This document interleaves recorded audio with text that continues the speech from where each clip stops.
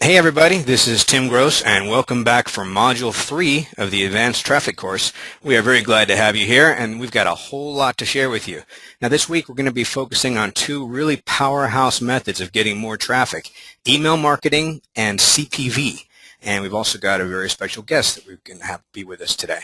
So as always, this presentation will be available tomorrow in the Advanced Course Ning community.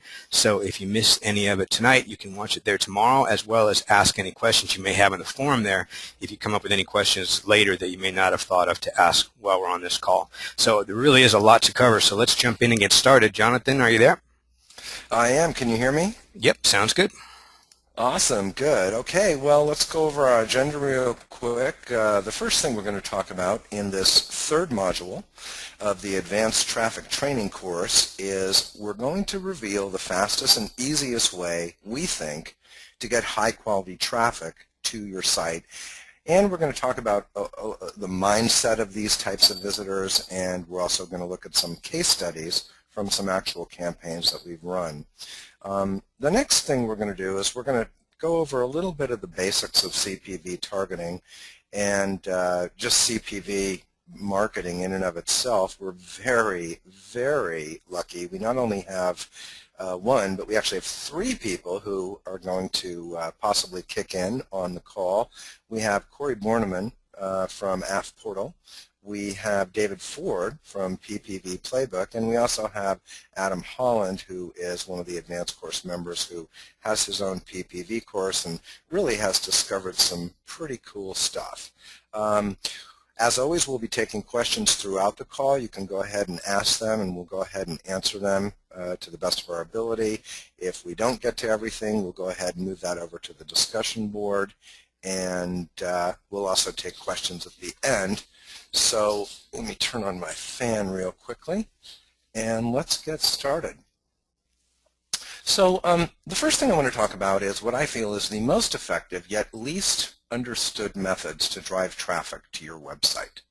Visitors from this one source are actually more likely to engage, and by that I mean spend time on your website, read what you're promoting, pay attention to your message, to opt in. They're more likely to buy what you're selling, and in many cases the traffic actually costs less than traditional PPC.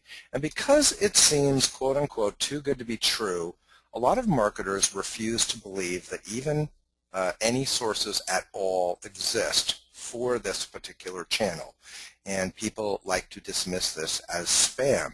In fact, if you go to discussion forums and you start talking about this, people will say, you can't do that, it's illegal, it's wrong, it's spam, you're going to get into trouble, you're going to get your host shut down. And of course what I'm talking about is paid email marketing. The truth is that none of that is true.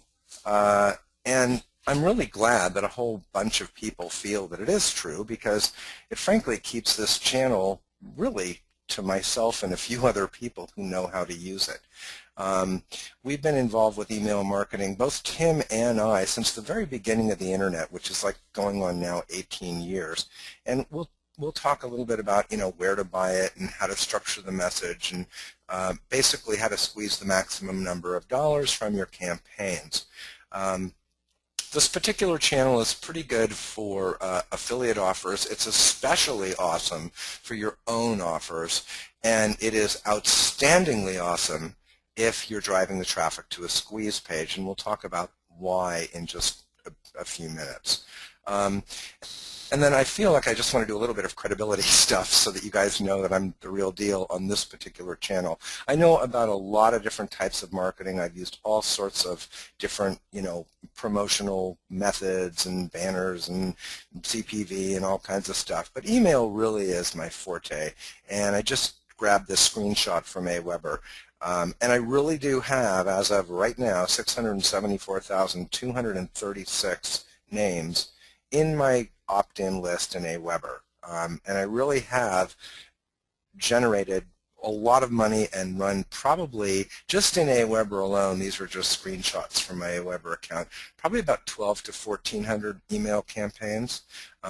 Through Archimax, I think Richard told me that I've done about 120 or 130, and then probably another 300 or 400 campaigns with places like JV Rocket and Blink Ads and Publishers Clearinghouse and MyPoints and all the usual suspects that we talk about in the course. So when it comes to email, I feel it's probably one of my strongest suits, and I just feel really strongly about sharing with you how we use this channel and how we actually make money with it.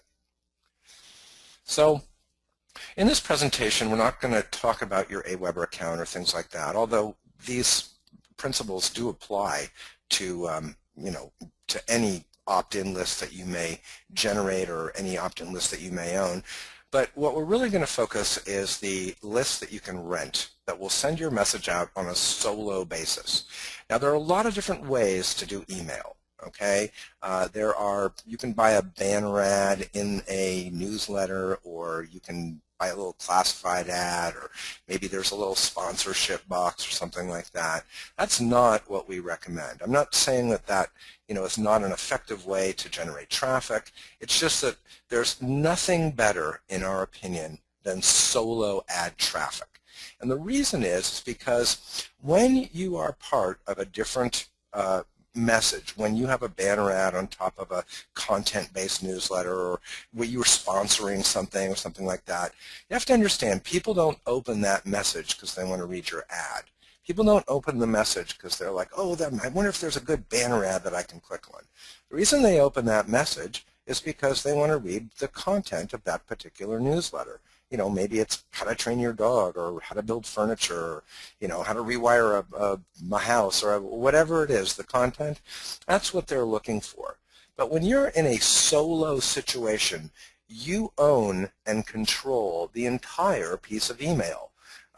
Sometimes you even own the from field, but you certainly can set your own subject line, and you can certainly create your own message within the context.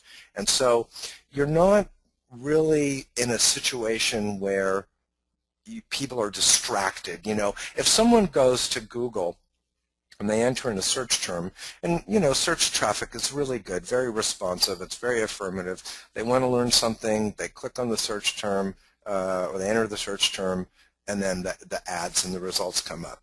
Well, even though they're only going to click on one ad at a time, you have to understand that they're subconsciously thinking to themselves that there are at least 8 other ads on the page, and there's at least 10 organic results. So they might look at your thing for a moment, but this is not really what we call a solo ad experience. Everything that they encounter after doing that search is really your competition. Everything that they encounter when they click on a classified ad or a banner in an email newsletter is really a distraction. And so the very best traffic that we found comes from solo mailings, and that's because it stands alone in the prospects box. If you go to a bar and you meet someone and you like them, you don't want to stay in the bar. You want to go somewhere a little more cozy, maybe a little lounge or something where you can hang out by the fireplace and, have a drink and kind of get to know one another. And that's the same analogy with regard to solo mailings, because you're, in essence, pulling someone out of their environment and you're taking them to your website where it is ad-free except for your message. Now, the other thing about the email and the solo ads is that, a lot of people will say, how can you promote something? Like we just did a promotion. One of our case studies will be for the Social Security disability offer that we're working with right now. And they'll say, how can you promote something that is so incredibly targeted as, some disability offer for 45 to 65-year-old people? And the truth is that we made money with that campaign. We didn't make huge money, but we made pretty good money, and we made a pretty good margin. And when someone clicks on an email ad, they actually are interested. They really are kind of self-selecting themselves. If they don't click, they're not interested, and if they do, they are interested in what it is you're actually promoting. There's something also about the mindset of an email visitor. what we found is that opt-in rates are significantly higher, and I mean, sometimes double from other channels, since users are predisposed to joining lists. Listen to that. I mean, that really, it almost is comical, but it's absolutely true. When someone joins a list and then they get an email, well, they're a list joiner. They're an opter-inner because they have previously demonstrated that they opt into lists. That's why when we use an email channel to promote offers, we will almost always send it to a squeeze page. And that squeeze page is usually in the 30, 40, 50% range. And that's from someone who's never heard of us, doesn't know who we are, doesn't have any idea what it is we're selling, and really is a stranger to us. And so from a behavioral standpoint, this is super responsive traffic. And, not just list building, but, I mean, if you've got surveys that you're trying to find data on, or you want to survey people to figure out what headline is best, or you want to test landing pages, to me, the very best way that you can test it, the most responsive way would be email. Probably the second most responsive way would be CPV, because you can put so much volume into a landing page so quickly. But the real responsive stuff, I mean, I've never seen a CPV offer get 40 or 50% opt-in rate. I know David Ford and Corey will probably say, oh, we get that all the time, but I just haven't seen it. And so I really feel that this is super responsive traffic.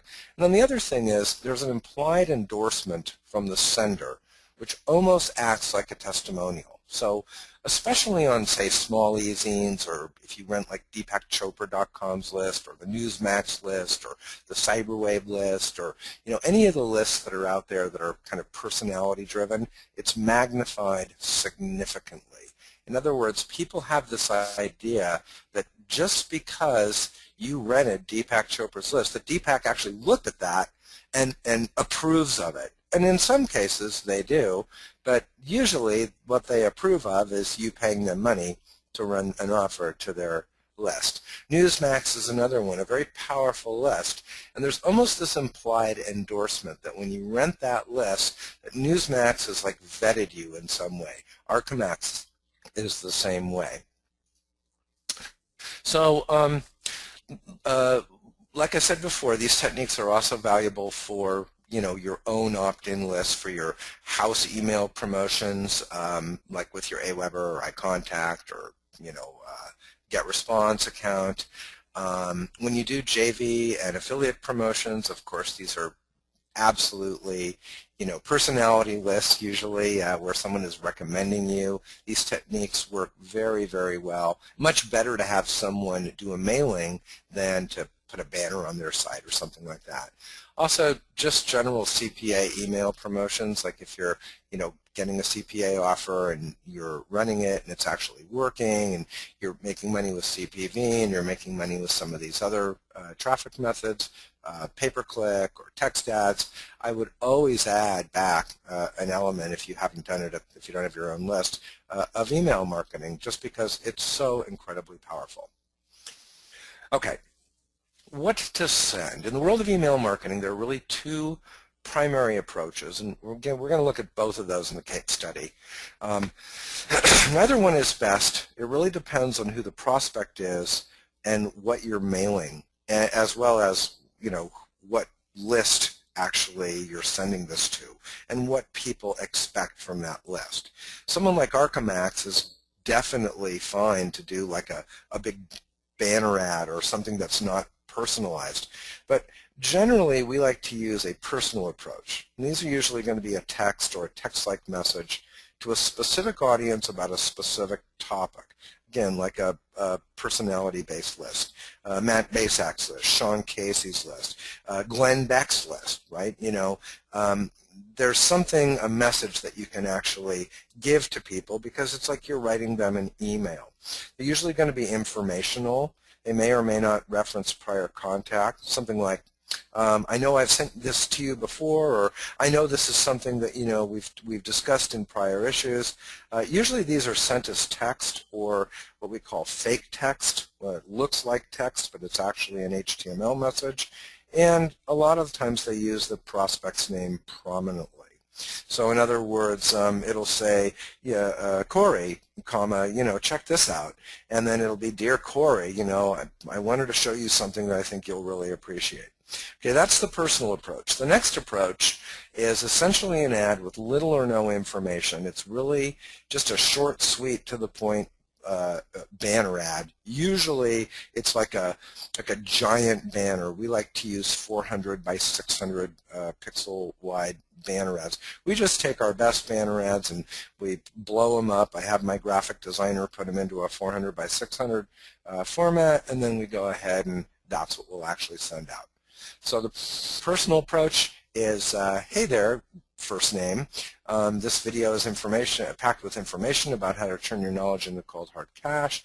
It's called blah, blah, blah, blah.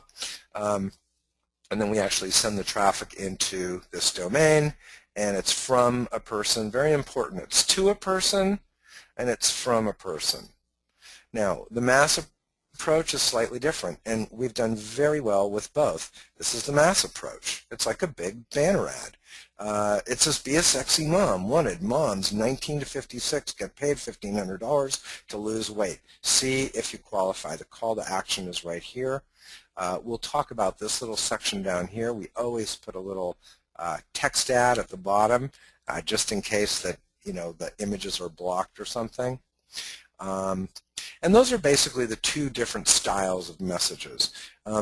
I would say most of the time we use this kind of personal approach, although we will always test this approach as well, especially on something that looks like it's really got some traction. And to me, it's kind of silly not, if you're doing a lot of emailing, especially if you have your own internal list, even a small list that you can do a split test with. What we find is usually the conversion's about the same on both of these, but the clicks are fewer on this. And the main reason is because a lot of the spam filters will catch this and say, oh, that's not a personal message. That's a 400 by 600 image with a tiny little bit of text and a link. So you really have to try both. One of the other things that I found is after you've gone to a list a couple times with this approach, I'll almost always come back and, even if this only did maybe 2/3 as well, I'll probably come back just so I can take a different approach with that particular list. So let's talk about a couple of the ways we create our messages. By far, I like to keep things short, no more than 3 to 5 paragraphs. A lot of people will send these emails, just giant emails, like pages and pages, or maybe a whole page, 10 or 15 paragraphs. And not only is that just a little too much, I'm sure that you're going to get good conversion from that, but you really cut down on your clicks. And the reasons are that you're giving a little bit too much away. You really just want to get a visitor. You're not trying to make a sale. And the other thing is the more text you have in there, the more likely you're going to have keywords that actually get flagged as spam keywords. And so, keep these things short and also keep them clear and affirmative. Don't be too cagey or irreverent. I mean, that stuff's great, but only if you know the mindset of the prospect. I like to be like, if it's lose weight, if the offer is lose weight and make $1,500, that's what I say. I actually, on this particular offer, I took this exact copy right there and just turned it into a short teaser ad, and that actually did the best. I like to only give part of the story sometimes. I'll actually make a provocative statement, I'll talk about the benefit, and then I will actually have a call to action in there, something like read more here, or read the rest of the story, or watch the video now, or learn how they did it. And that's really good because it actually moves them down a path where, okay, they opened it, they read it, they want to learn more, they click on it. And the other thing I like to do is really great is I love the statement, do you qualify? I mean, I think bribery is great, and you can always say, hey, you can watch this video or download this report or whatever, but it's much better to challenge your user, I think. This has just been my own experience. Do you qualify? Is this something that you can actually do? You challenge them, and they will step up to the plate. And even though it's a little counterintuitive, it generates far more responsive clicks and really far more dollars in the long run.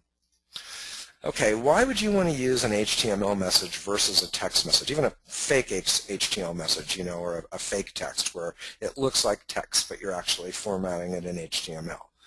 And in my opinion, I really like HTML the best. I like fake text done in an HTML format so that it looks like a text message, but I can do all kinds of little secret stuff in there. What can I do? Well, I don't have a lot of keyword spam triggers like I might have, especially if I'm using a graphic. I can also track the open rate, and the open rate is really the power of your subject line. I can control the formatting exactly. I can insert graphics. I can put hidden links in there, and more importantly, I can actually include a remarketing pixel. I can set up a remarketing campaign, and I can, even though people, you know, I can get people to click through, and then I can set up that remarketing campaign. But even people who just open the email, I can set a remarketing pixel, and I can set up a totally separate campaign that kind of says, you know, come on, click through. You know you want to check this thing out. You can have a little fun with that.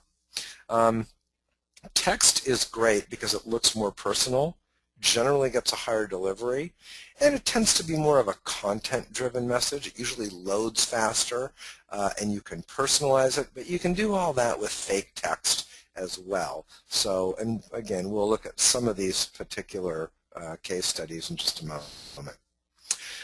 So if you are going to use HTML, and especially if you're managing your own emailing, you always want to include a text message or a text version with that, and it's called MIME. It's a mailing protocol. If you're an AWeber or a iContact customer, all that stuff is built in, and I don't think AWeber even lets you send out an HTML without a text version. I like to try different links within the graphics to see which part of the email people are clicking. Let me go back to this one. One of the things we did that was kind of cool was in this particular one, now this is just a single graphic, you can kind of see how it's split right there. We actually split it there and we split it there, and we could see where people were clicking. And we thought everybody was going to click there. But it turns out people were clicking on her. And so, you know, it's always interesting to learn what people actually click on, because in future versions of this, especially in banners, we ended up taking our banners and we made the women far more prominent. I'm not saying you shouldn't have the call to action. I'm just saying when you test, you learn some kind of interesting stuff. I also like to have a text link below for people who can't read the HTML or have graphics turned off. That's why when we send this out, we always have the little link at the bottom, get paid $1,500 to lose weight, click here now. All I do is take a one-sentence recap of this offer and send it out. And the reason is because, you know, a lot of people, this will end up in their spam box, or maybe they just have graphics naturally or automatically turned off. And if that's the case, you bet that I want to at least make sure that this thing comes up. And so when the subject line says get paid to lose weight, and then they click on, or they open up the email, if all they see is this, at least I know I have a shot at getting a, you know, at getting a sale. And hey, Jonathan, one more thing I wanted to mention. You know, I just want to make sure to recommend to people that whatever images they have up that are supposed to load into emails, try to leave them up permanently, because, you know, there can be times where a year and a half after you sent somebody an email, they're scanning back through stuff and they finally click on it. And so you wind up making this sale, and the tracking link is from a year and a half ago, and you look. And so if you kept pulling down images that you didn't think you needed anymore, they may never have clicked through because they just look like a blank email to them. So always try to leave the graphics up permanently if they're in an email. Right. In fact, what we'll do is we'll even make a separate subdirectory in our, in our FTP, and that's a directory that we just never change. You know, we're never going to mess with that one. It's just called email or whatnot, and then we know that that's actually going to come through. Also, don't delete the links, because there are plenty of times when people will click. I think I mentioned to you, Tim, just the other day, or maybe it was like last week, someone clicked through to an ad that we had sent out like 3 years ago. I mean, I didn't even think it was real. I'm like, what the heck is this? And then I checked it out, and I'm like, oh, this is a real person. And then they opted in, too, to the offer. It was unbelievable. So, yeah, you absolutely want to make sure that in the future you keep this stuff live. Subject and from lines. Sometimes you have the ability to control the from line. Sometimes you don't. You almost always have the ability to control the subject line. So what I like to do is really test benefits, open-ended statements, and other variations of your headlines in the from fields and in the subject lines. I just basically get my copy from my top PPC ads, or headlines that we're using. And then also the other little trick that I found is, if the list is your own, like in Aweber, I like to occasionally alter the identity. And what that is that's the from field and the return address. And I do that for 2 reasons. The first one is, sometimes through no fault of your own, you will get put into a list, like especially at Google, where you're not a spammer, but you're just a guy that sends a lot of email to their users.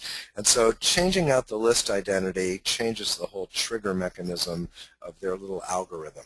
And it just means that you're going to get, we try to change the list identity, if not the from field, certainly the return address, maybe every 6 months to a year. That's been a real powerful thing for us. So you're going to get, when you do run with Archemax or Publishers Clearinghouse or JV Rocket, you're going to usually get a delivery report after you do the mailing, and it's going to give you all the details: how many were sent, number of opens, number of clicks, and if they have a pixel system, the number of conversions. We always use a third-party tracking system, always. We never don't use one on our paid email drops, and here's why. First of all, we want to double track.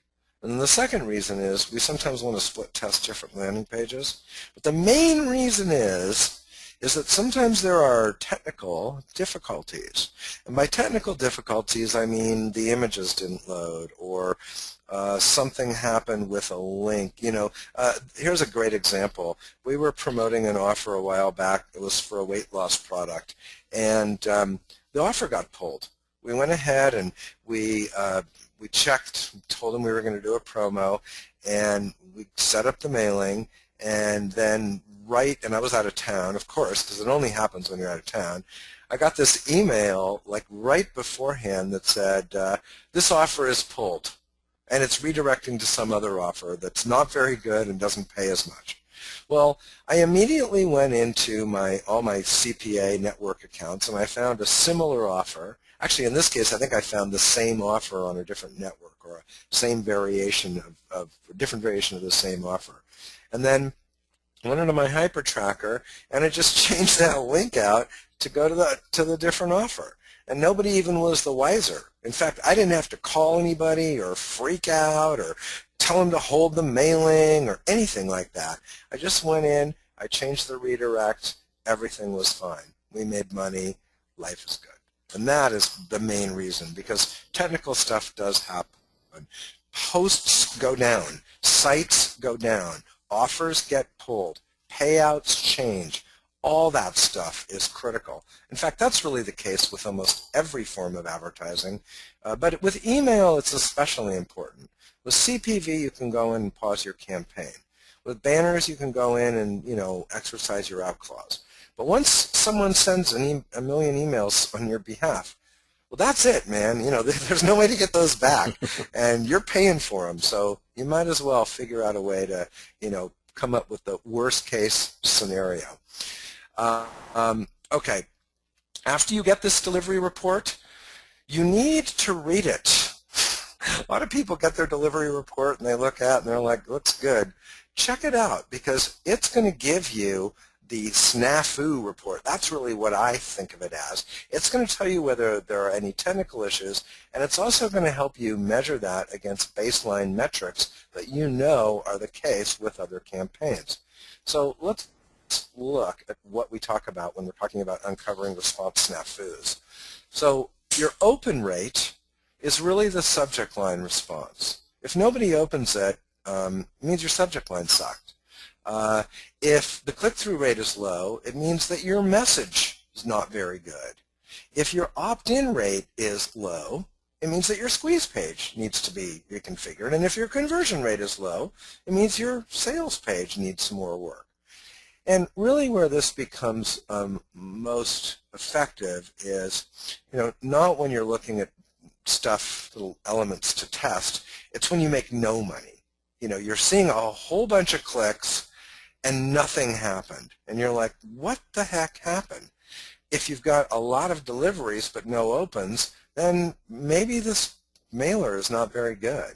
If you've got a lot of opens and no clicks, you probably got a problem with your tracking link, and you want to go in and test and make sure that the redirects are working. Lots of clicks, no opt-ins. Hey, maybe your squeeze page isn't configured properly. And even though I've run probably, I'm just going to guess, a couple thousand campaigns, I still have a problem with that. That's why when I test something, I actually have the test message sent to me. I open it up, I click on it, I opt into the squeeze page, I buy the product under my test link, and then I can see whether or not there's any issue. Because I can't tell you how many times it's embarrassing, but it happens. I've screwed up the squeeze page. I didn't set the Aweber form up right. It looked good, but when people go there, they couldn't opt in. So you get all this traffic to a page, and it just frustrates people. They're trying to opt in, and it says, this account doesn't exist, or this list isn't real, or whatever. Okay. Lots of opt-ins, no conversions, problem with the order form. Here's another really great technique that we've used, and we'll go ahead and we'll talk again about that in just a sec. We use our own domains in our email. Now, when you're sending out an email, you can send out anything you want, and if you're using a tracking link, you don't have to make it a big, ugly tracking link. One of the reasons we use fake text is because we can put one of our domains in the visible URL field, and any tracking link we want, in the hidden HTML field. So it looks like they're clicking on one link, but the truth is they're clicking on my domain, and then they're going to wherever I send them to in the tracking link. And what this does is it creates what I call an overlay brand. So I'm actually branding one of my domains instead of an ugly hypertracker link or a bit.ly link or a, any of the ugly, stupid links that we get as affiliates. I don't send stuff like that out. I'll get the generic version or some approximation as a .com, and that's my overlay brand. The benefit is that people will remember that, and then you'll get type-in traffic after the fact. You'll get much higher click-through rate because people can see the benefit of what they're actually clicking on. And you create a business asset. This domain gets traffic because now people are aware of it. It's been branded. And you protect your income by preventing users from typing in the affiliate URL and then just changing the little link at the back. And that's a real big problem for a lot of people. I always use my own domains, even on banner ads, and even when I'm doing PPV, if it's allowed, I'll frame the offer in one of my own domains. Okay, spam filters. So here's the thing with spam filters. Don't stress about spam filters. Really, seriously, don't worry about them. Don't do this. Don't put fr.ee. Don't do that. That is silly. It actually makes your thing look more like spam. If you look at today's spam filters, they're very, very intelligent. And if you're putting dots in the middle of words and you're doing, I can't remember what they call it, but there's some sort of like linguistic logic that they look for. If you're trying to trick the filter, you're not going to trick it. It's just going to know absolutely that you're spam. So just write your message. Write what you want to write. Write it the way you want to write it. And then even if you're setting it up through a different provider, log into your AWeber account, load it into your own thing, and just see what the Spam Assassin score is. And if it's less than 3, you're probably going to be fine. But please don't do stuff like this. I mean, it's more important to get the right message to the people who do receive it than it is to try to trick the filters into getting more people to see your crappy message. Now, this is just my own opinion, but I've had pretty good luck with that, and I'm gonna stick to that one. Tim, I know you got some opinions on that. Oh, well, I was just, commenting on the same thing, but I used to have a partner that used to be very involved in the corporate world, and he, a long time ago, I can't remember why, but I set up an email that used that type of a thing with a period in it, and he came into my office and he said, "What in the hell is that?" Because, he just looks embarrassed, it looks ridiculous, and well, people say that, and he said, "Dude, we are not sending out a message that just looks terrible."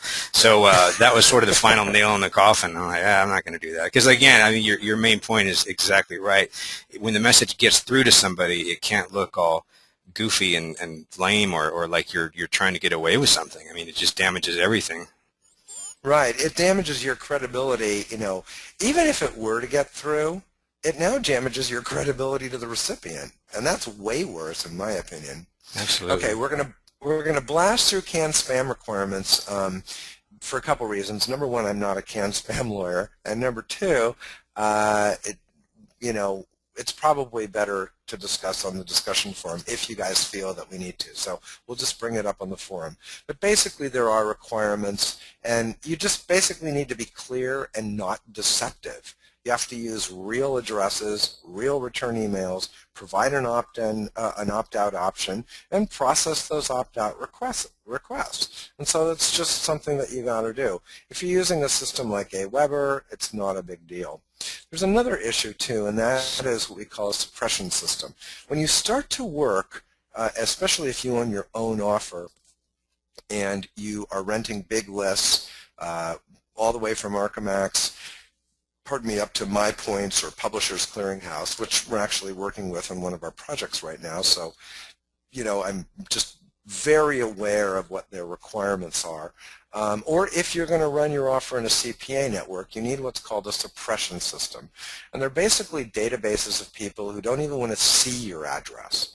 And the reason that this kind of came about is because people wanted a way to have folks opt out of a particular offer without opting out of their list. So if I send something through AWeber or through Archemax, there's two remove addresses. The first one says I don't want to get this offer anymore, and the other one says I don't want to be on this list anymore. Is it confusing to people? Yes. Did Congress carefully consider this? No. Does it become a bit of a problem sometimes? It does. Is it the law? It certainly is. So we actually have to pay attention to this stuff. So basically, if you're just mailing through AWeber or iContact, you don't have to worry about that. But if you're running affiliate promotions or you're running your own offers through these lists, you need to have a suppression system. AWeber's got one built into their system, but again, it doesn't work when you're running with Publishers Clearinghouse or MyPoints or one of these other companies. So there are 4 options. The first one is the first one is have your tech build up a simple database and just feed removes into an SQL database. That's what we did initially. Now we use a system called DNE List, which is down at the bottom. I think it's maybe $100 a month. This is really, again, not for something that you're going to need if you're a newbie or if you're just starting out. What this is for people that are doing large-scale emailing and need to actually have a separate list from their remove list. A company called Optismo, it's 500 setup, $100 a month. One of my providers works with them, and it's a great system. And also the oldest one is called Unsub Central. You'd have to check with them for pricing, but for most people it's not going to be a big deal. We'll go ahead and we'll post a big discussion on the forum about exactly some of these sources. But, you know, what we use is Newsmax, Archemax, JV Rocket, PCH, MyPoints, Media Crew, and there are a couple of others that we work with as affiliates. And what I call them is the secret society of email marketers. Once you get into the system where you're, or into the habit of running with some of these companies, you'll probably get people contacting you saying that they either own or manage large lists and that they want to run the offer on a CPA basis. So the bad news is you can't pick them up and say, I want to rent your list. The good news is that you don't have to ever pay them up front to rent their list, because they'll run the offers on a CPA network, on a CPA basis. And these are usually going to be competitors or super affiliates or site owners or publishers or some of the CPA networks themselves. We're going to go a little bit over, but boy, I just wanted to mention, we were at AdTech recently, and I won't give the name of this affiliate network, but they're all like this. We went up to an affiliate network, and we wanted them to run this offer, but I didn't want to be part of their network. In other words, I didn't want to pay $5,000 or $10,000 up front and have every Tom, Dick, and Harry promoting this offer. I know that they manage a bunch of different mailing lists, and I know that they have super affiliates with very, very large lists. And so I said, would you guys be willing to do this on a closed basis? In other words, would you be willing to take this offer, keep it out of your network, but actually run it internally, and if it works, contact some of your people privately and get them to run the offer? And for that, you know, they'll be able to make $3 to $5 per opt-in, or whatever the thing was. This was a registration promotion. And they're like, of course we would. I mean, they want to make sure that it's a good offer. They want to see some metrics. But man, when you get into the secret society, life is good. Okay, let's look at some case studies. We got 3 here. These were all profitable. Not everything is profitable. Remember that your house mailings are almost always profitable through Aweber, because you don't have to pay for it. But when you're out there paying for media, lots of things can go wrong. So just be aware that, you know, this is, for me, it's more of the norm. But, you know, even I have issues where we don't always make money. The first one is a company called Analyze Your Health. That's this weight loss gig, get paid to lose weight. We did a promotion with Archemax. It was just a general promotion. We did $1 million.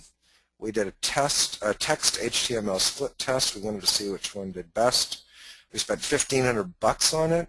The landing page was at Analyze Your Health. You can go there and you can check it out.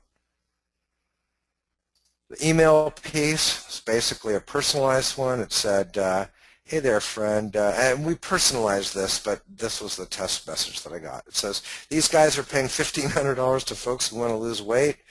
This is my domain. I own that domain. I drove the traffic to my own domain and then redirected it to my affiliate link.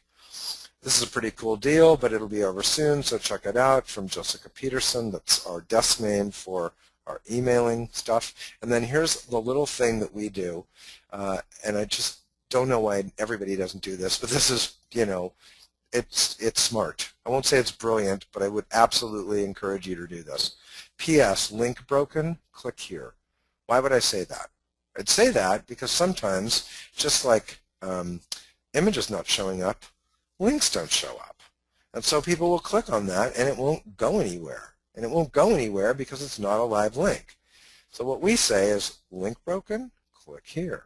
And then we go ahead and we give this a separate tracking link, and I can tell you, not a lot, but this generates probably 5 to 10% of the click-throughs. So people will actually either click through this or they'll type this in, lose weight 1,500. And that is just so powerful. Here's the landing page. It was a pretty good offer. This one just really, really did Well, let's see. We were getting $35 on this. Now, we actually made more because after we did this, we went back and we said, hey, if you want us to keep promoting this for you guys, you have to give us more money. I think we ended up getting, I don't know, 37 or 38 bucks. It was just a couple bucks more. But I didn't have that screenshot, so this is what we got. Here was our number. The HTML generated actually more clicks, but fewer conversions. The text ended up getting about the same, but more actual conversions. I don't know why that was, but when we go ahead and we mailed this to our internal list, we only used the text because that's the one that won. 1,500 bucks. We made total revenue of $26.25. Million pieces. Got really good click-through rate. That was a super, super powerful offer. Get paid to lose weight. I mean, it appeals to biz operas. It appeals to moms. It appeals to people who are overweight. It's got a huge mass appeal. That's what we like to run. Really, really good earnings per click, 60 cents, and really good effective CPM. So if you might remember, we sent out 1 million pieces. We paid $1,500. When we mailed this and we bought this, we paid $1.50 CPM, and we earned $2.63. That's what we like. We like to make more on a CPM than we pay. The only reason we care about this is because if I have to buy it on a CPM, then I want to know what I'm making on a CPM. This profit here, $1,125. Pretty good campaign. Here was another one that we did a while back. This was a lead gen for one of our internal clients. It was a lead gen for a business opportunity. And we sent to this company called JV Rocket. We paid pretty close to full price, $2,000.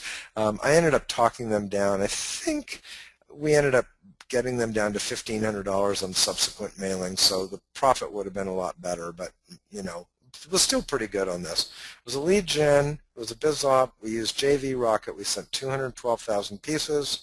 The subject line, get paid working from home. The email piece was discover how an ex-financial marketing pro went from 0 to, it got cut off a little bit, I think 0 to $2 million in 2.5 years, right in the middle of a recession. We had our link. This couldn't come at a better time. Back to Jessica Peterson. Link busted. Type this in. So we actually got our traffic back to the page. It was a super ugly page, but what do I know? It made money. Here's how much it made. The mailing cost $2,000. These are the actual stats that we got off of the system. Total revenue, $4,200. Mailed, 212. Really high click-through rate. This list, by the way, JV Rocket just crushes it on BizOp in click-through rate. Pretty good earnings per click, but look at the eCPM. Now, when you look at the numbers that you have to pay to actually mail this list, you're paying about $10 CPM. So we still did pretty well. We did better than a double. Total profit of $2,204. It was pretty nice, actually. The next one, we did a Social Security disability. We did this with Archemax. This was a straight affiliate offer. We sent 1 million pieces. We had to pay more. We paid $1,800 because we were doing some targeting within there. We sent it to this website, my domain, actually. Subject line was Social Security disability info. The email piece was now you can apply for Social Security disability benefits online, blah, blah, blah. You can read that in your PDF. Here was the lander that we used. The results on this, not quite as good, but pretty good. Total cost $1,800. Total revenue, $2,823. Back to 1 million pieces. The clicks were low, but we got really high EPC. That's because when you send an offer like this out, an offer where it's really targeted towards a specific group of people, you're going to get a low click-through rate, but you're going to get a significantly higher, opt-in rate or take rate or conversion rate. Because the people who click through, you have fewer people clicking through, but those people are particularly interested in this offer. So the results were we spent $1,800, we made $28.23, total profit $1,023. Through additional tests, we actually did another mailing, but I don't have the exact numbers on that. Did a little bit better on that particular one, and that really, that's really some of the case studies that we've done. I'll post a few more of these on the discussion forum. I think I have a couple more, and if you guys have any, I'd love to hear what you guys are doing as well. Let's see if there's any questions. Alan Baylor says, yeah, man, that's pretty cool. Alan was a little surprised that we can place a remarketing pixel in an email. Isn't that awesome? Yeah, I got that idea a couple months ago. I didn't think it would work. It works. It's pretty nice. Tim, you have anything to add on the email? No, it's just, as you're going through these, it just really points out that, the results you can get from different lists can be shockingly different. And, the idea of paying the $10 CPM for JV Rocket, if you didn't know that it was a really responsive list, that would be a crazy amount to spend for several other lists that I'm aware of. But really, you just have to, as long as you can test it out as cheaply as possible, don't get too hung up on theoretically the reach that you're getting for your money. Just go by, if you can get a recommendation, kind of a reference of what to expect, and just look at the money you make back based on what you spent, because it can be really misleading, based on, I bet, geez, back, certain times we do a mailing, oh yeah, we're sending out 5 million emails, but then you'd get as much response as another company got you for 1 million. So it's really, it really just depends on how responsive the list is. So don't get hung up on the actual list size or the cost. Just focus on the results. Yeah, it's all ROI. I remember we got Cool Savings to mail for us a few years back, and they were only going to mail 1 million, and I'm like, what? Those guys are chicken, man, Anyway, that 1 million that they sent, generated like $10,000, $15,000 in revenue. It was unbelievable, and the reason is because it was all double opt-in stuff. JV Rocket's the same way. It's all double opt-in. So again, we can take this over to the discussion forum later on. What I really want to do now is get into CPV. So I'm going to talk for as short a period as I can, but I do want to give a little bit of background and we'll call it context framework before we talk to Corey and David and Adam. And the reason I want to do this is because we had a student last year, and what he did is he went through the Traffic Evolution course, and then he signed up for PPV, the AF portal, actually, Corey's site, and then he got into the advanced course, and he went through this whole process, and he was using PPV successfully. And he called me up a couple weeks before the advanced course ended, and we were just talking, and he said, so where does PPV traffic come from anyway? And I'm like, what? And he said, yeah, I mean, where does it come? Why would people allow us to run competing offers on their site? And I realized this guy had gotten through 2 courses, a site, and possibly a bunch of other material without ever really understanding where PPV or CPV traffic comes from. So here's the short version, guys. CPV or PPV is really a value trade, and it's where a user voluntarily agrees to receive pop-up advertising in exchange for something that they consider valuable. So what's happening is, and we'll look at some examples, they say, I'm willing to get pop-ups, even though I hate pop-ups and I hate advertising, I'm willing to get them because there's something that's so valuable that you're giving me that it's worth it. And it's usually downloadable software or a toolbar or a game or application or site access or some sort of continuity ongoing service. And it's a voluntary deal. It's something that they agree to And they agree to it because they want the thing that they want. So some examples would be Game Vance is basically the delivery mechanism for Traffic Vance, if you guys use Traffic Vance.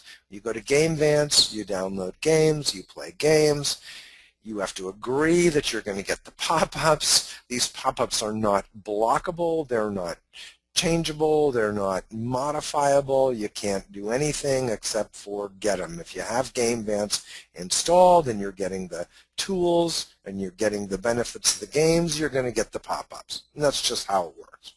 Babelfish is another one. I don't know why anyone would do that with Google with all their translation software, but people do. They go to Babelfish and they download Babelfish software. And the reason that they do that is because they get ads, right? So that's the value trade. That's the exchange. Well, what does a pop-up look like, a CPV pop-up? It looks just like a full-screen pop-up from any other type of source. It looks just like this. Here's the one from Loudmo or Direct CPV. It pops up in its own little window. It pops up over the site that you're actually targeting, and it is just like a window, except that it's unblockable and unstoppable. Even if you have a pop-up blocker, there's nothing you can do about it, except for uninstall Game Vance or Loudmo or the software that you originally downloaded in order to get the benefit. Another one is, here's one from, is this, I think this might be Lead Impact, right? Because this is their hotbar. So again, it's just a pop-up page, pops up real simple over somebody's website, over somebody's browser window, and it does that in order to deliver the ad. And by the way, I was always, Yeah. down at the bottom of that last page that you had up, it actually says, you're getting this because of this adware. Click here to learn more. And it really explains it. So, I mean, which is actually kind of impressive because, they really are making it so that if someone doesn't like it, they can click and find out, oh, this is how I go uninstall it, and they can uninstall it. So it really is a voluntary exchange. And if people don't want it, they can clearly find out how to stop getting them. So it really is a voluntary exchange. That's exactly right. And in the old days, it really was spyware, but now it really is adware. These guys don't want any trouble. They don't want any problems. They don't want to get sued. So, the more transparency they have, the better. And actually, the better the traffic is. So, the targeting on CPV is amazing. It's really not like any other advertising we've seen. And that's because you can really create a sales funnel in almost any niche or industry. So there are two different types of actions. Now there might be more. We'll let David and Corey on in just a sec. But there's two main types of actions that generate the pop-up. When somebody searches for something through a keyword or within a keyword in a URL, or when they actually visit a specific URL, like your competitor.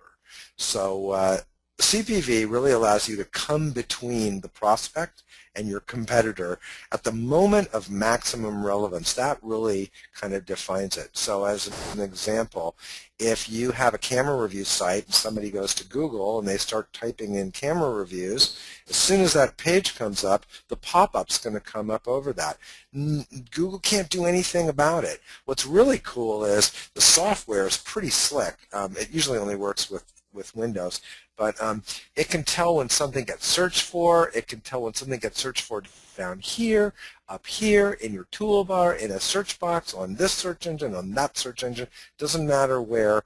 If it's getting searched for, then it's actually going to generate that particular ad. And the other one is, of course, on if you want to target your evil competitor because you hate them. When someone visits your evil competitor and you target that URL, then your site will pop up. This is really a great way to cherry pick traffic from niche sites and, again, direct competitors. So CPV is sold on a bidded basis like a lot of other stuff. If you're the highest bidder, you're going to pay more. If you're not, you probably won't get much traffic. If you're down at position 3 or 4, you might not get any. The biggest difference between CPV and PPC, like Google or some sort of traditional pay-per-click, is most of the CPV traffic starts at a penny or two per view. It's way less than Google or Tier 2 search engines. Remember, that's not a click, it's a view. So it's going to count as a click in your hyper tracker or your tracking thing, but it really is a view. You need to remember you're paying a lot less, and in some cases you're paying 1/100th of the price that you would pay for a click from Google. So if your conversion rate is something more than 1/100th of what you get from Google, you're probably going to be making money. And it doesn't really matter. Click-through rate isn't really important because it's really all about the view. So lots of great ways to build funnels. We talked about some of those in our last session. These people are way more tolerant of advertising since they opted in, and it's also permission-based. They're a bit more desensitized to it. You know what they search for right away and where they visited a site right before they saw the ad, so you can actually create a contextual bridge. And this is a really great way to do lead gen. Here's some examples, and then we'll let Corey kick it in here. So here's just some quickie examples. If you're targeting Blockbuster, if you're a Netflix affiliate and you're targeting Blockbuster and someone goes to Blockbuster, you pop up Netflix, your affiliate link. If someone goes to Plenty of Fish and you're a Match.com affiliate, you pop up Match over the Plenty of Fish site. If someone goes to universityoffphoenix.com and you're promoting an EDU offer, you pop up your EDU offer over that. That's like the simplest form. Corey's got some really awesome stuff. Of course, you can pop anything you want up. There are some restrictions. You can't have autoplay audio and video, although Lead Impact does let you do some of that stuff. You have to get it pre-approved. You can't have pop-ups on your pop-up. That's one of the other rules. But, you can pop up pretty much any lander that you create, provided it's, not hate speech or, you're not selling whatever, liquor to kids or something crazy like that. You can also do something that we've tried, which is just create a big giant banner. And you can just pop up a big banner, a big graphic where the whole thing is clickable. Just make sure you have a call to action on there. And you can, of course, pop up squeeze pages. So that's a little intro. I'm going to go ahead and let's see. I'm going to let me unmute Corey and let me unmute David.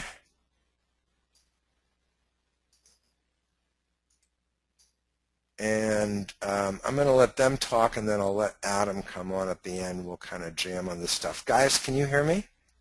Sure, Jonathan. David, are you there? Yep. Awesome. I'm here. Can you guys hear me? Totally. You sound great. Corey, do you mind if I make you the presenter? Sure, absolutely. Okay. Let me make Corey the presenter. So you got all that adult stuff off your screen? Yeah, right. Isn't that, by the way, isn't that embarrassing? Okay. Okay, here we go.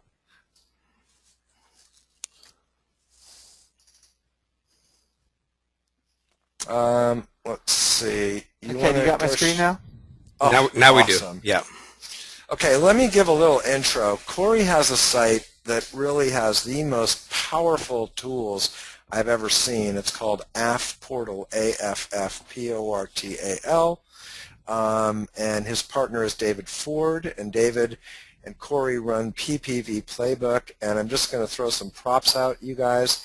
I think they have probably the very best discussion board ever on PPV. I've just never seen anything like it. The level of commitment that they show and the level of support is amazing, and also just a huge amount of content.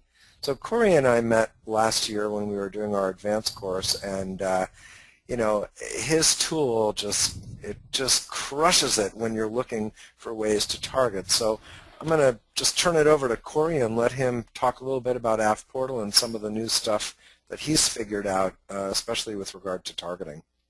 Okay, thanks, Jonathan. I appreciate you having David and I on tonight. So Jonathan talked quite a bit about creating lead generation and email marketing, and that's definitely one thing that you can do with PPV. You know, it's easy to pop squeeze pages, teasers, where it's kind of like a trick to click thing with the video on the left side that, you know, it looks like you can play it, and when they go to play it, said, you got to opt in first. You can definitely do those types of campaigns, and you can also do real money campaigns where, you know, it's not about the list building, it's about making a profit right now. So that's what we're going to talk about in this example with AFPortal.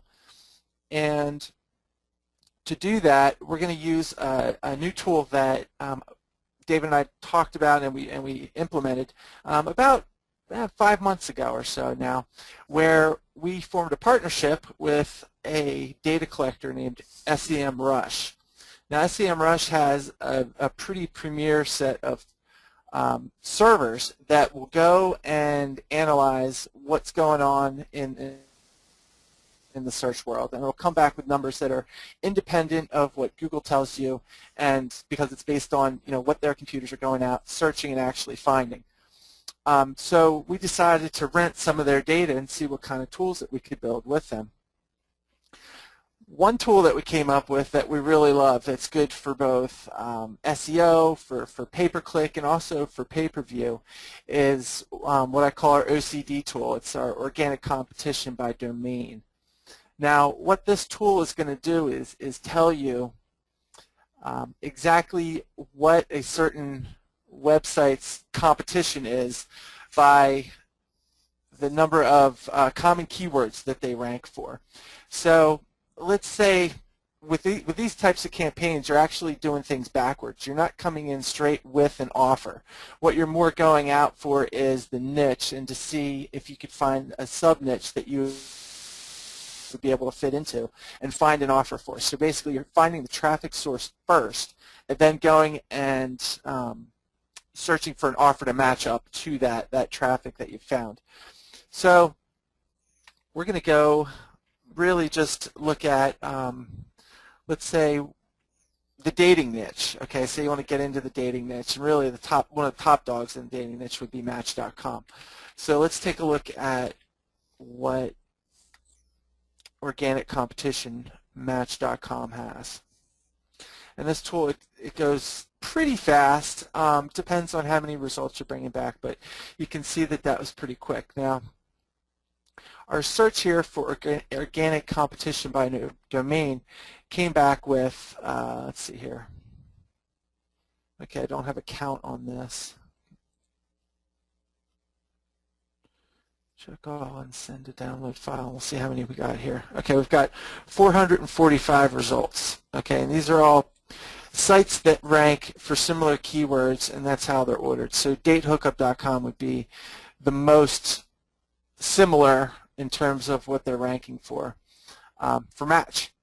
Now, if you were promoting Match, what you could do then is go through and pick maybe everybody that's getting, you know, say at least 500 uniques a month.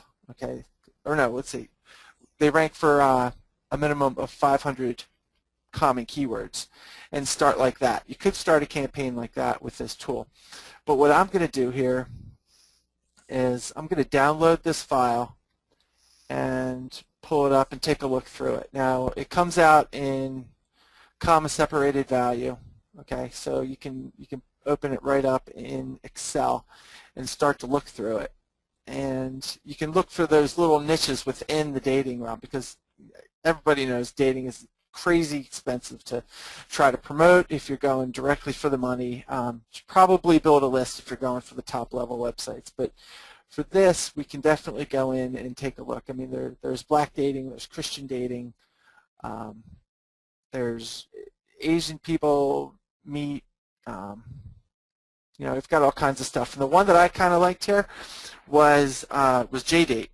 Okay, that kind of got my attention here. Looks like Jewish dating. Cool, we found the subnet. So let's go up here again, back to the OCD tool. We're going to put JDate in here. We're going to see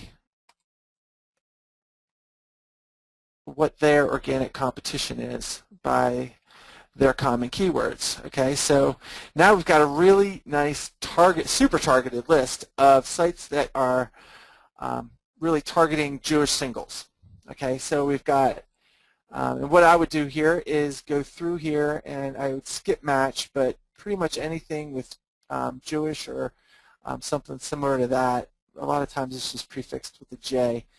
We would go and select those. Now you're probably going to want to filter out some of these, but anyway, you can see how you can go through manually and pick them out. And then you would just say send the check to the download file. We've got 5 records in there, and we can open it up with Excel. Hold on one second, let me get this opened. Okay, so you can see how we can open this up with Excel, manipulate it, you can add it on your however you like to store your keywords. So these are really the targets that we would be going after if we were promoting a Jewish dating offer. Now, we don't have the offer yet, so what I usually do then is go out to OfferVault, and I picked an offer here off OfferVault, and it's at juicier.com. Yeah, I know. Isn't that cool? I love it, man. I think it's great. Yeah. So this is the type. Now this is kind of a lander. This is the lander for this Juicier offer. Awesome. It's got a picture of attractive woman on it. We've got the the hard to match squeeze page information here. And now I'm going to pull something that David loves to do, and this is kind of his technique sometimes. You could chime in when you want to, David, but he likes to do the screen capture technique for building a landing page. So what I would do here is I've got this handy dandy little plugin on my desktop called Jing. It's a free one, and what you can do is then copy this landing page here and then manipulate it either in Photoshop or at Pixlr.com, however you like to do your images like that. And to make it into a landing page that's friendly for pay-per-view, it's got to be about 750 wide, no more than 750 or 800 wide, depending on the network you're running on, by 550 or 600 deep. Okay, so then what I did was, Corey, do you usually keep things in the 750 by 550? Is that usually your sizing that you use?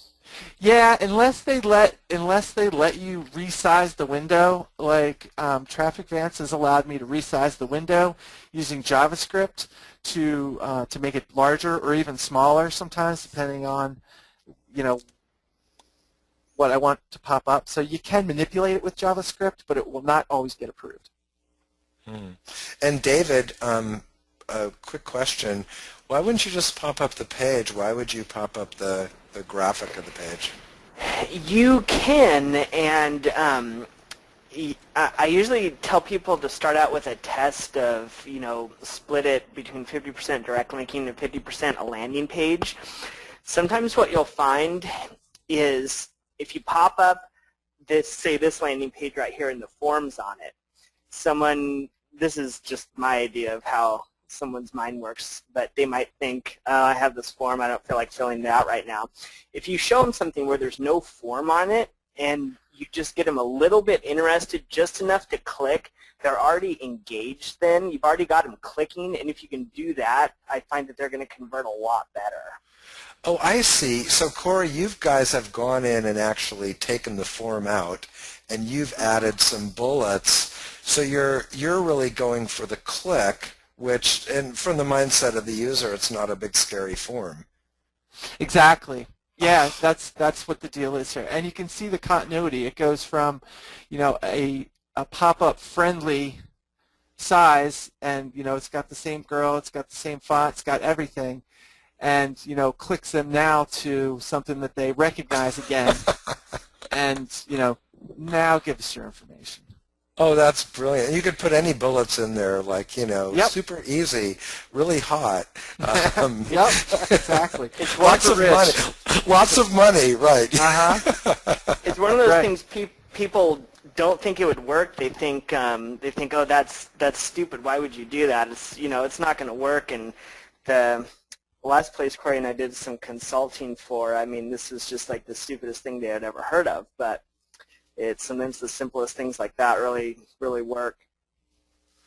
Well, Definitely. you're creating a contextual bridge between where they were and where they're going, and you're doing it in a non-threatening way. Yep. Wow. Yeah, so, and we're big proponents. You had mentioned earlier about how important testing things is. What we would do with this then is test different copies, even try a completely different landing page to see what an uglier landing page would look like, maybe a simpler ad, and we would pit them against each other using our split testing software. And one tip real quick, something that I always test is instead of a button right there where it says join now free, a lot of times I'll just use a huge plain text link that says click here in the default blue, which is the default blue link color, which is underlined, and I find that a lot of times we'll get a better click-through rate than a button.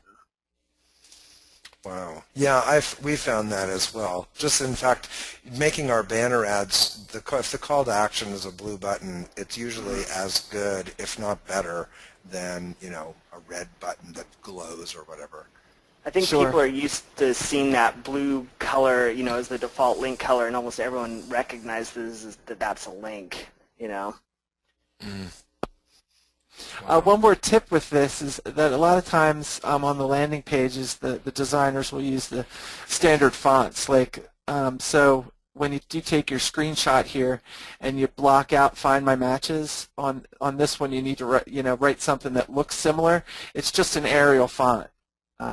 So a lot of times, if you're trying to match fonts, go with Arial first, and especially on the buttons, because tends to have Arial fonts in those buttons. Yeah. So that would be how you take care, or you would create a campaign using the organic competition tool, which has become one of my favorites. When I first started with CPV, I was kind of like, spray traffic at 1,000 different targets and see what happens, but now I've gotten into, I guess, more mature model where it's a lot more targeted, and I'm a lot less lazy when it comes to building my landing pages and suiting them for for exactly the targets that I'm going for sometimes. Wow. Yeah, I've used that organic competition tool, and I found normally I would just use the batch URL scraper, which scrapes from, you can talk about that in just a sec, but normally I just go grab some results off of there. But the organic competition gave me like a whole new world of targets that I had absolutely no idea. And, yeah, exactly. They were not available anywhere else, and I'm like, where are these sites coming from? And obviously, organic competition. Yeah, exactly. I mean, we get this, and this is a great tool for SEO, like I was saying as well, because you can really tell, other websites that are, what they're going for when it comes to that. And I'm kind of mixed up in a bunch of things, a bunch of different types of traffic. So, I like to have a good, well-rounded tool set. Now, you had mentioned the original batch scraper. Now, this is really one of the first tools that we created AppPortal for, and now it's in its version 4, which is quickly moving to version 5 because you've probably noticed in Google's results they'll put product placement boxes in there. So version 4 isn't really programmed to deal with those all that well. So that's where version 5 is coming. It's right around the corner, actually. But in order to use the batch URL scraper for this particular offer, we would obviously be targeting Jewish dating. And we just hit submit, and we can go as deep as we want. We can go up to 50 pages. I stick around the first two pages, and I'll go through and manually select my targets. So this is a little bit different than what we usually teach, which is, that shotgun approach, 5,000, 2 to 5,000 targets. But I think the philosophy that you're coming up with, I'd like you to expound on it.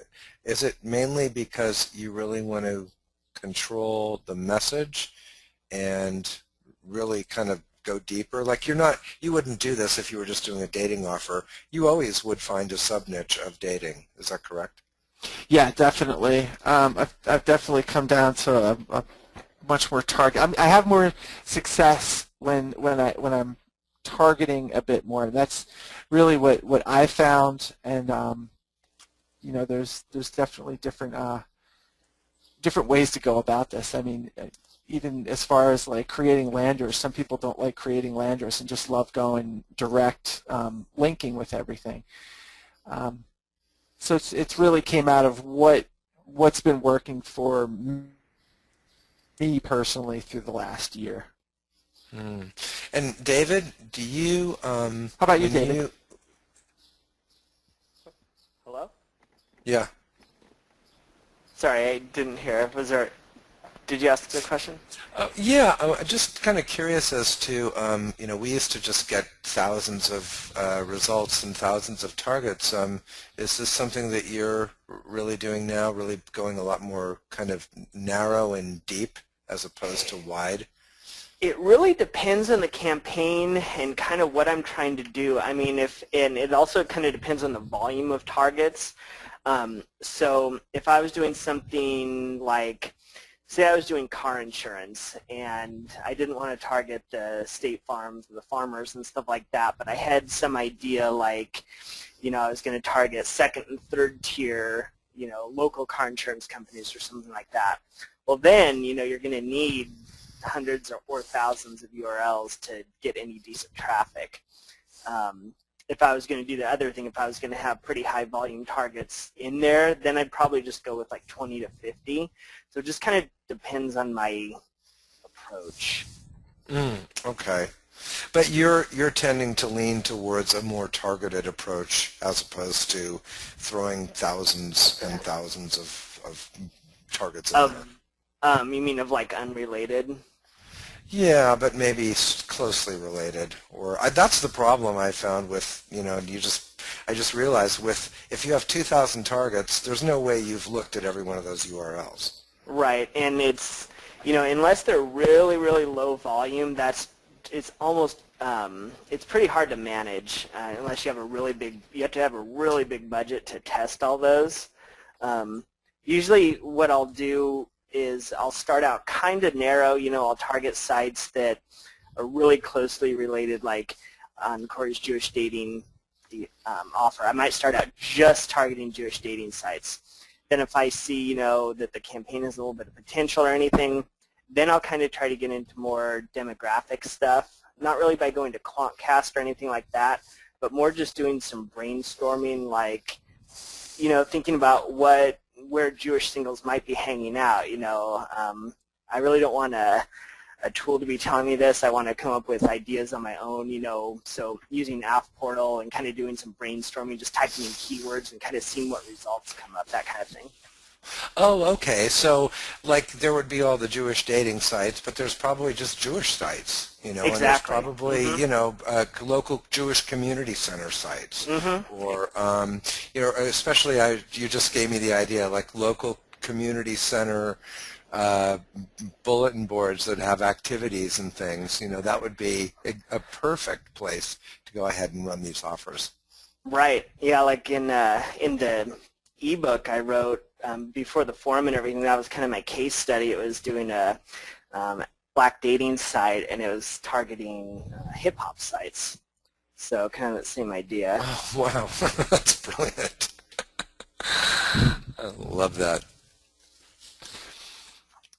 All right, so there's one other tool that I wanted to show here real quick, and that was the, let's see, the Smart Scraper. Now this is a tool that we created kind of with the newbie in mind when David and I did our PPV course for new marketers. And this was really to help you try to pin down what keywords applied to your offer if you were kind of stuck on that, which you'd kind of be surprised. You wouldn't think that people would get hung up on that part, but it does happen. So with what this tool does is it'll go out to your destination URL. So like we'll do just JDate again. And what it's going to do is it's going to try to attempt to pull keywords and get a general theme of that particular offer, and then also come back with 1 or 2 pages worth of scraped results, which you can definitely dive farther into.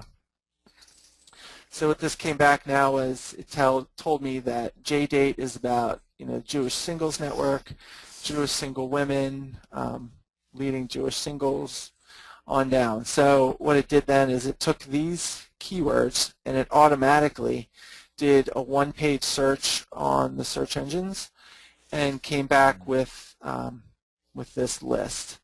Now this list spits out currently in a text format. So what you could do would be on a PC, you could right-click and say Save Link As, or you could just click the link and then copy it from here. Again, what you want to do is to go through them manually, like paste them into your Excel, and start weeding out some of the ones that don't apply, like Black People Meet wouldn't apply to Jewish singles. So that's the Smart Scraper. Wow. What's the Wonder Wheel? Okay, the Wonder Wheel Scraper is, if you're familiar with the Google Wonder Wheel, it makes basically a text version of that, so that you don't have to manually scrape. Like, let's go out to Google here. And I'm hoping that I'll be able to. It's kind of tucked in into more here. Here it is, Wonder Wheel. So it's kind of a way to dive deeper into a particular keyword. And so like Jewish dating, it comes back with about 8 spokes usually. So it's saying that these terms are the top 8 terms related to Jewish dating. So it's a way to expand on your little sub niche that we just found here inside of Jewish dating. So then and you can continue to dive down into the Wonder Wheel, and it'll always come back with these 8 results. Well, what the AFPortal tool does here is it basically makes a text version of that, so that if you wanted to scrape out those results, all of these, you don't have to manually go in and do it yourself. You can just say Jewish dating. That's brilliant. And submit it, and then it'll come back with your list that you can then download in a CSV format. Huh. Yeah, and you can go, right now it's set to go 4 levels deep. That's basically just because of server resources, but I haven't seen it maxed out, so we could actually bump that up a little bit and go down many levels. Now this is something that definitely gets your wheels spinning as far as keyword terms that you could be targeting. You could then take these keyword terms and go back into the scrapers as you're developing your target lists. You can come out with even a sub niche, which would be Orthodox Jewish dating. If you could find an offer for Orthodox Jewish dating, here's the keyword terms that you're going to be going for. It kind of shows you different angles to attack with, like the Orthodox Jewish marriage. If somebody's, I don't know, you see where I'm going with this. That it's easy to kind of look at your main offer from different angles, and then develop separate sub-campaigns for those particular angles. Like, who here ever knew what a Frumster was? I'm not even sure. Yeah, it has something to do with Orthodox Jewish dating. I looked it up earlier, and there's actually like a Frumster, I don't know. A Frumster website? Yeah, a Frumster website for, Orthodox Jewish dating. Well, I didn't even know what that was, but I've actually been using the Wonder Wheel tool for domain research. So I've been grabbing the keywords and then popping them into GoDaddy, seeing what's available, and then running them through Estabot to find the search volume. Cool. And I've gotten some pretty good ones. I mean, I think it just goes to show how powerful the tools that you have are, and how many different.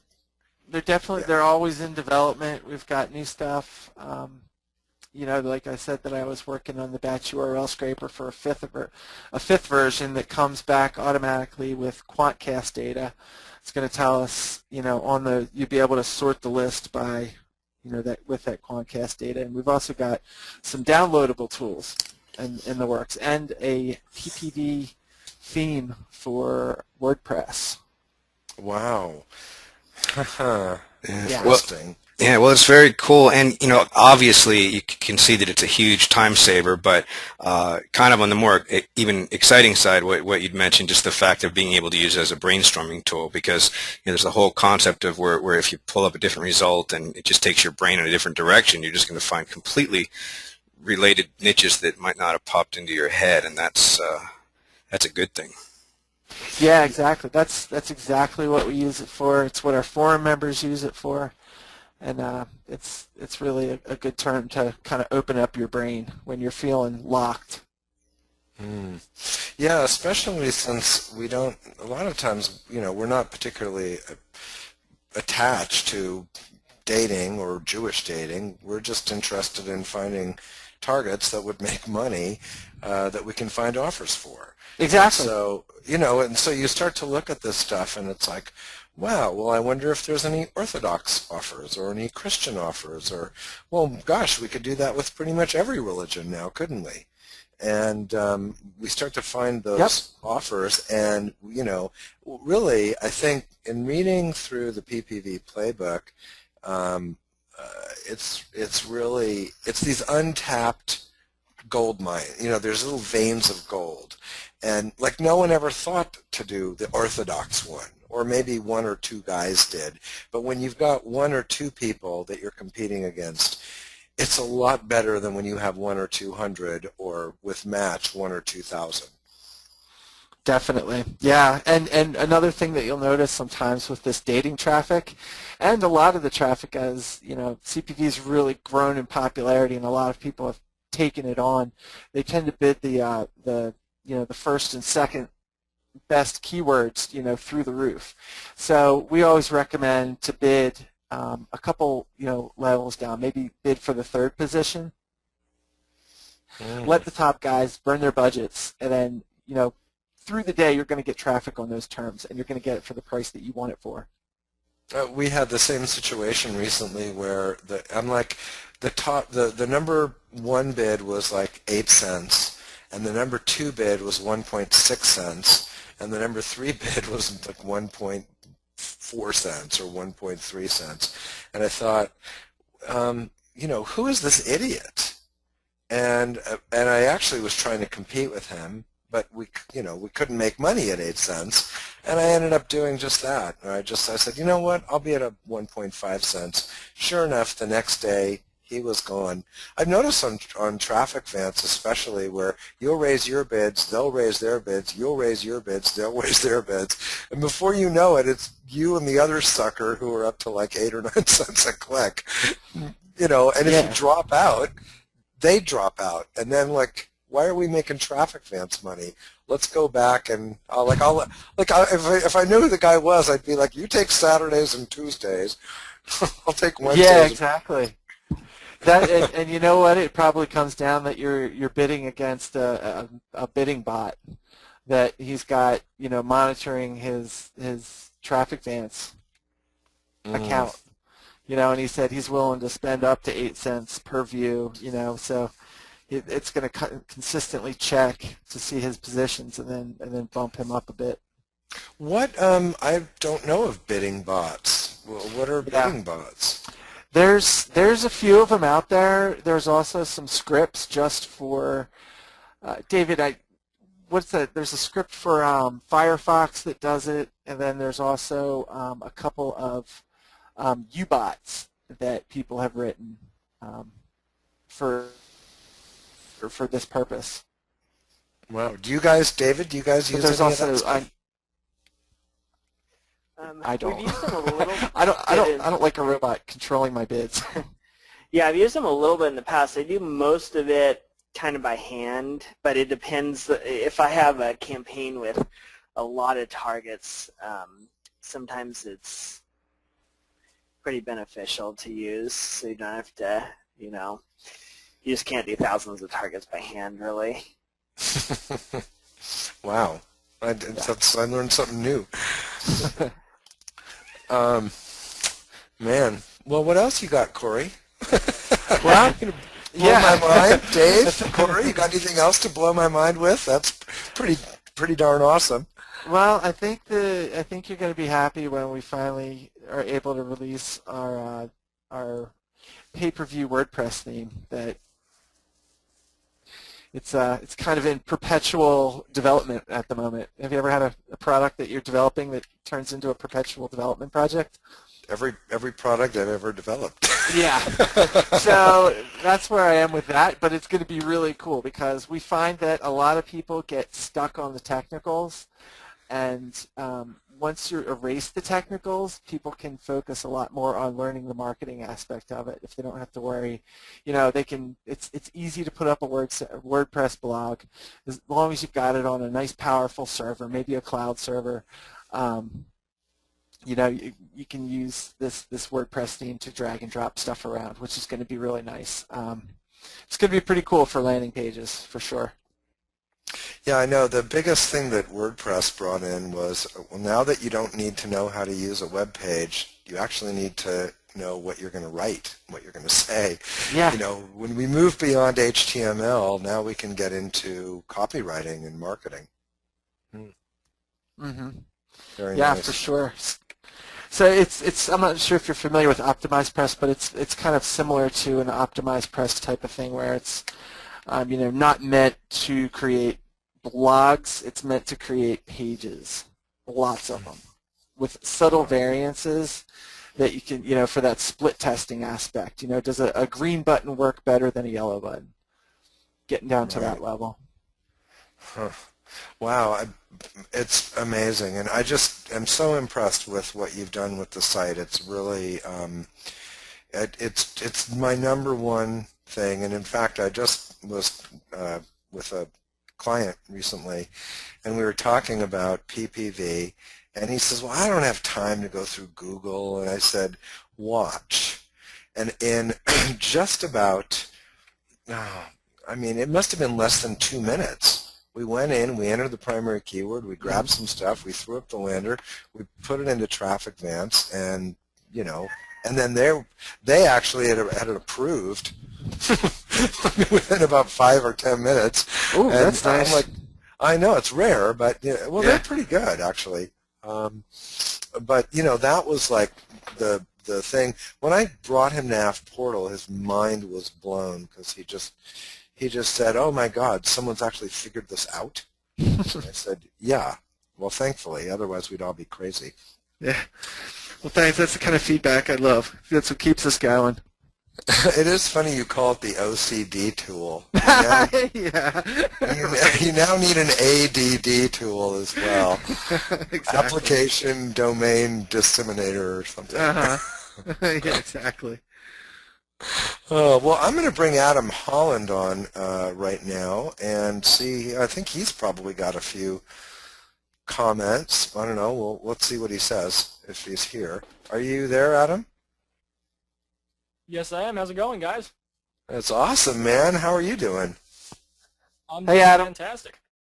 Hey, what's going on, guys? I have been a PPV Playbook member for I think around 7 or 8 months now, and it's awesome, by the way. Thanks, Cool, man. We thanks. appreciate it. Yeah, another cool thing you got up there is you guys were talking about the Google Wonder Wheel, and I had this just really annoying guy emailing me talking about SEO, and he wanted me to set up like, hey, how do I structure my site? I asked him for a keyword. I put it into this scraper, and I emailed him back this list, and I said, go set up your silo structure like this, and I was just like, leave me alone. So that one tool has saved me like hours upon hours of just like dealing with people that don't know what they're doing. No, I'm just kidding.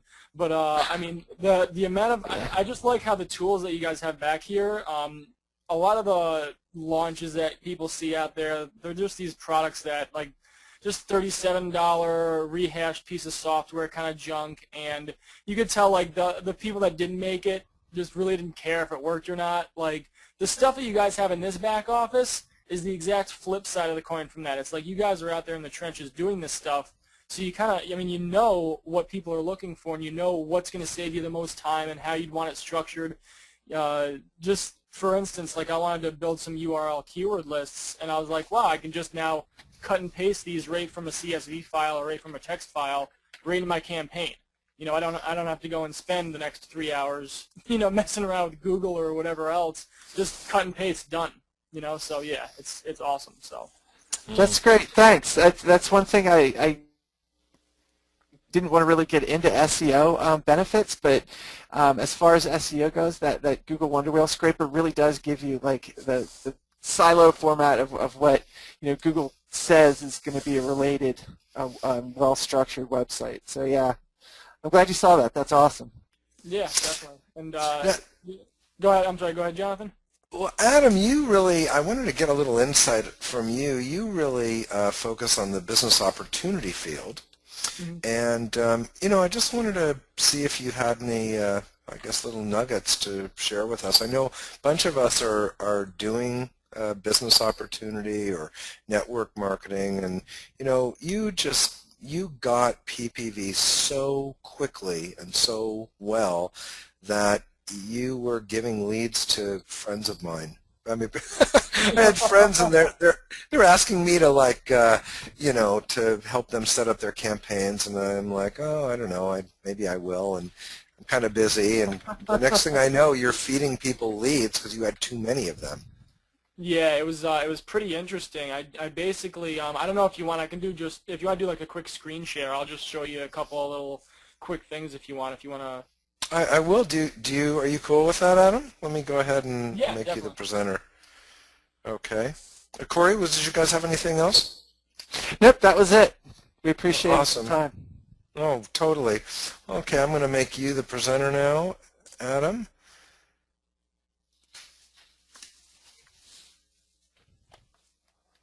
I'm on my Mac stuff. No, I'm just kidding.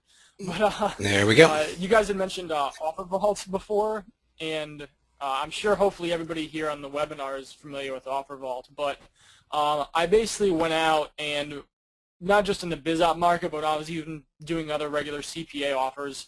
I'd go out there and I basically literally just search for whatever other CPA offers were out there, find the URLs, and then just pop up over those URLs. So I am like, first of all, obviously everybody here is in the advanced course. If you're not in the back office of the advanced course taking advantage of the forum, go and do that. I asked Jonathan a question on the original Traffic Evolution basic version, or whatever you want to call it, the introductory version course last year. I asked him one question on that forum, and it was basically explaining I wasn't getting any really good traffic using keywords like home-based business or MLM company names and stuff like that. And he's like, well, you're not supposed to use keywords. You should try using URLs.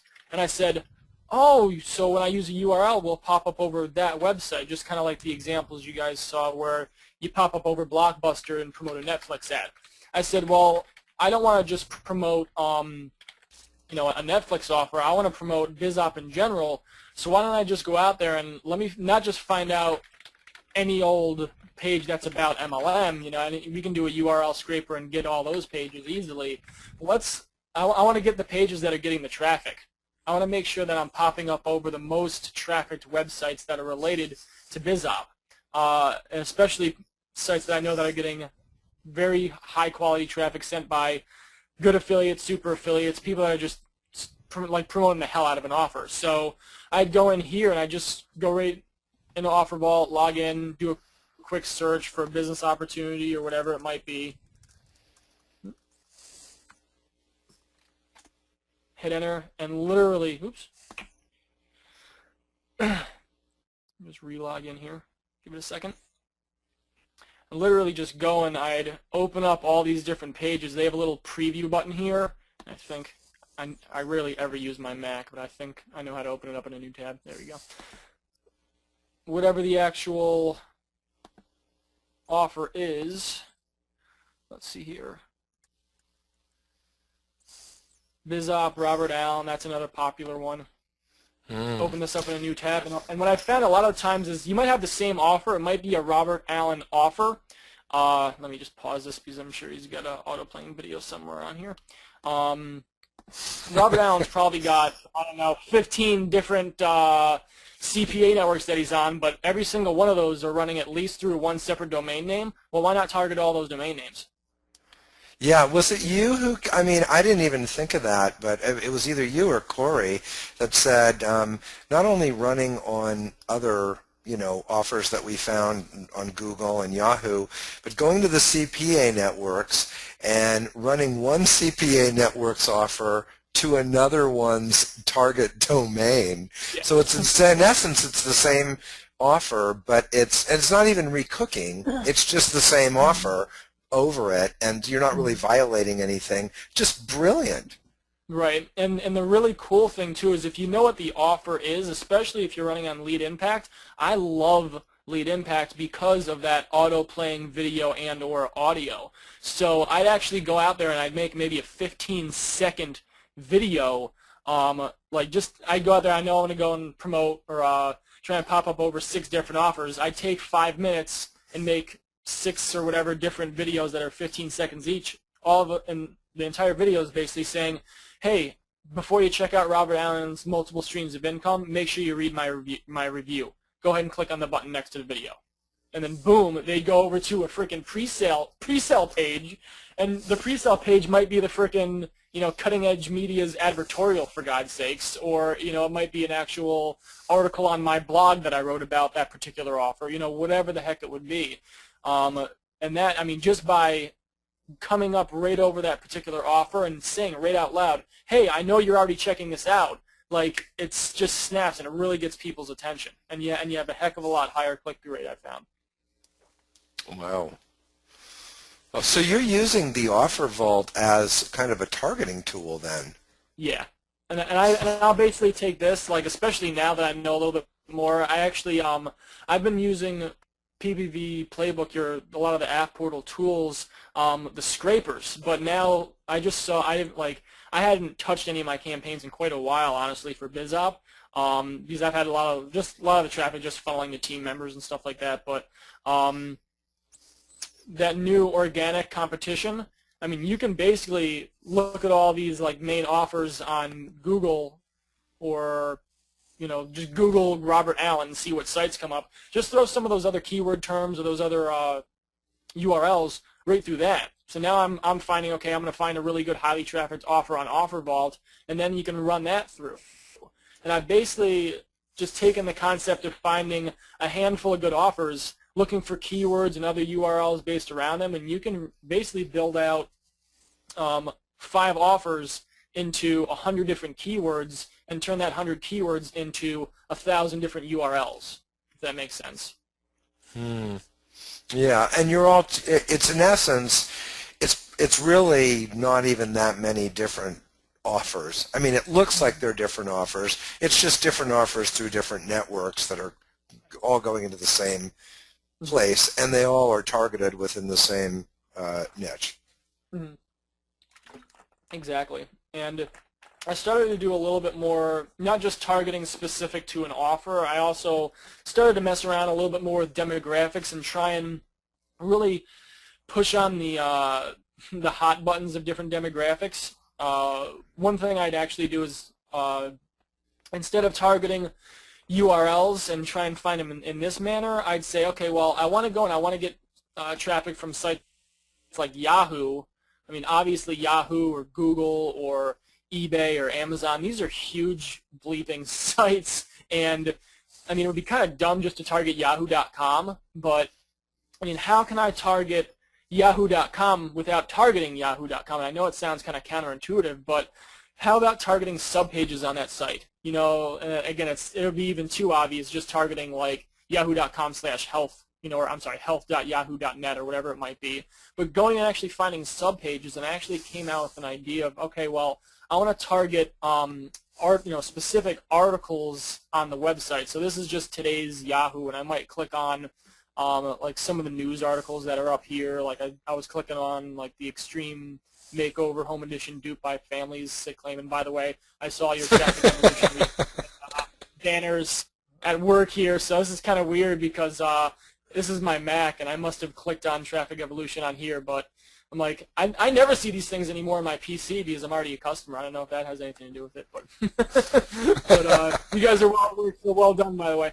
But I'd say, oh, well, who's going to target this? You know, who watches Extreme Makeover? Is it parents? You know, different family members? You know, what kind of a mindset are they in?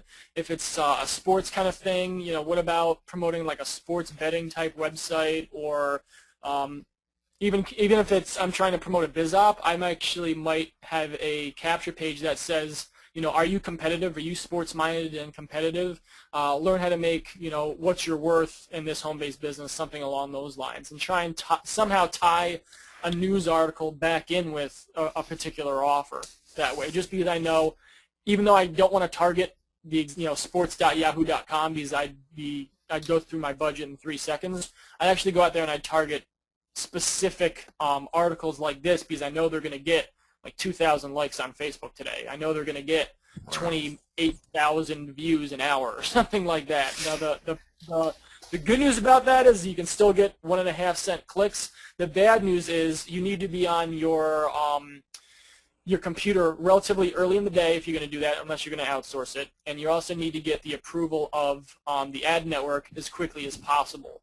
So if you know that article is going to get a lot of traffic that day that it comes out, like this is obviously like an article that came out at 9:56 a.m. this morning. If I wanted to target this article, I'd actually get this particular URL up here into, you know, my Lead Impact or Traffic Advance account as quickly as possible, and I'd either email my rep or, you know, like Lead Impact's got, you know, their own support up top there, you know, your account manager or whatever it is, and I just shoot them an email, and honestly sometimes just kind of bombard them with being annoying until they approve the different keywords, just to try and get as much traffic as I can as early as I can in the day. So. Wow, that's brilliant. And of course there's nobody competing for that. Exactly. I mean, you know, and if there is, because really what you're doing is you're kind of creating a contextual bridge. You're not saying, give me something about business opportunity, or give me something about dating, or give me something about insurance. You're saying, let's take a very popular article that's in the news, and knowing that no one is targeting that because it's a brand new article. The Right. URL didn't even exist yesterday. Exactly. And let's target that, and let's create a contextual bridge. And when you do that, you probably find, I mean, what's your success rate with that?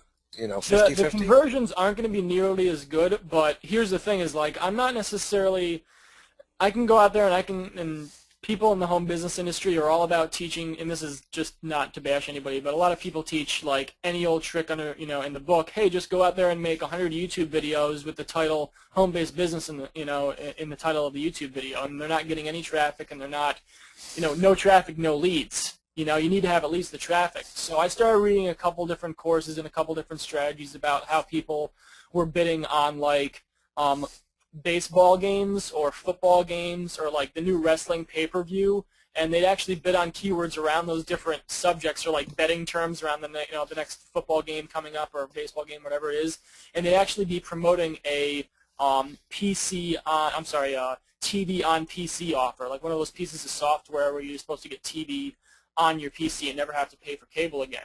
So it's like, hey, if you want to watch this, you know, baseball game from work on your computer, check out this offer. So they're actually creating a bridge from where 100,000 people were going to be searching, looking at the over-under for the frickin' Royals-Indians game, you know, whatever, and then they'd actually bridge the gap between that sports game and TV to PC offer. Well, and that's where Offer Vault just becomes so much more important, because you're not just looking for offers to promote. You're looking, you need 10,000, 15,000 offers so that you can search through them and actually find one that's relevant. Right, exactly. And I actually had, for a BizOp, a teammate of mine do a couple different things with the same story. He did a YouTube video, he did some PPV, did a couple other different things. But if you guys remember back when Conan O'Brien was going through the whole thing with the Tonight Show on NBC, and they were going to, you know, move his time slot and give Jay Leno back his time slot, and he was going to say, you know, he was going to quit, and eventually he ended up leaving the show. There's a lot of drama for several days actually going, you know, all around that. It was a really big thing in the news, and he did just a short little video. I think you can probably search for it. It might still be on YouTube. I don't think his account's been shut down yet, like every other BizOpper on YouTube. But he did a short video, and it basically said, you know, somebody with the talent of Conan O'Brien and he probably jokingly said good looks or whatever, but he said, you know, the talent and everything, and the experience of Conan O'Brien. He's been in the Late Show and in that whole industry for so long. Now, even though he's had a really big income, all that's at risk right now. So if you don't have that kind of talent and you don't have that kind of income, why aren't you looking for a business opportunity right now? Why aren't you looking, you know, for other options? And it was just brilliant how he just bridged the gap between that news story, and he got a crap ton of leads and actually sponsored a couple of people into his business and made a couple extra $100 just by doing a couple of, I think it was 1 or 2 YouTube videos and a couple of pay-per-view campaigns around that one subject. Wow. Wow, that's brilliant, brilliant. I remember you saying that, but I really like you demonstrating it and going into Yahoo and, you know, kind of creating one on the fly. Very, very cool. Yeah, it's kind of just out-of-the-box thinking, you know, and I think that a lot of and this is one of the reasons, honestly, to tie this back into what Dave and Corey do, that's one of the reasons why I love their forum, because they don't go over what everybody else out there is selling. Like, I can't go out there and buy another ebook on, hey, you need to have a capture page. Hey, you need to have, you know, a blog, you know, WordPress. I don't need to hear that stuff 27 times. What I love about their back office is it's really higher level marketers back there, networking, sharing some really more advanced knowledge. You know, most people aren't going to go into Warrior Forum and start talking about Prosper 202 and, you know, checking 202 and all these different pixels and about auto-playing audio services and just all these little detail things where just these little details do make such a big difference, you know, in your market. Yeah, I totally agree. It's one of my favorite resources, and I always appreciate it, and especially, in fact, the more I get into it, the more I get into PPV, because we did some PPV last year, but you know, lately it's really been kind of the forefront. And I think I even said at the beginning, you know, I think probably the best traffic is email, just in terms of responsiveness. But when we look at ROI, that's why this whole presentation is about email and PPV. You know, it was the two things actually people asked in their surveys that they wanted to learn about, and I'm like, you know, I think we can cover both of these, because there really is an ROI that's fairly easy to achieve with both of them. I mean, what we tell people is the very first campaign, if you're an affiliate, should be PPV, and you know, and for some people, just breaking even. It's like having a campaign and breaking even is like, wow, that's the first time they ever made any money. And that's really powerful. Well, I'm going to go ahead and take back was there anything else, Adam? The only thing I wanted to add is it was very funny. I didn't know that you were going to go over email tonight, and when I did that marketing co-op for my BizOp team around I think it was like September or something like that.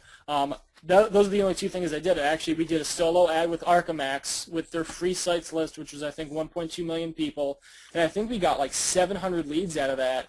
And we did a bunch of pay-per-view with Traffic Vance. And I think we did I think we spent somewhere around $8,000 total, and we had around $20,000 in revenue come in. So it was almost, subtract out a couple, some of the overhead in the marketing. I still think we had almost around an 80% ROI on that. I mean, not quite to double your money, but it was awesome. It went really, really well. Yeah, so I totally agree with the whole email and PPV. It's especially if you're new. One of the things that PPV kind of got my attention is, man, I don't have to go out there and write, and split test ads. Just throw the URLs in there, put your landing page in there. You can split test and mess around with landing pages, but especially for a new person, that's just like one less thing to worry about. So. Yeah, I totally agree. Okay, this is, a lot of you guys are already AF Portal members. But if you're not, this is an affiliate link. So if you don't, you can always just go to afportal.com. But this is a special offer that these guys have. I think this is your combination deal for both the PPV Playbook and AF Portal. It's a pretty good deal. I'm a member. I love it. You don't have to do the affiliate link, but if you wanted to just get everything, you could just go there. We normally don't ever pitch, so this is like the 30-second pitch that we're going to go ahead. But this is really a tool we really do use. This isn't like, it's pretty cool, but I don't use it.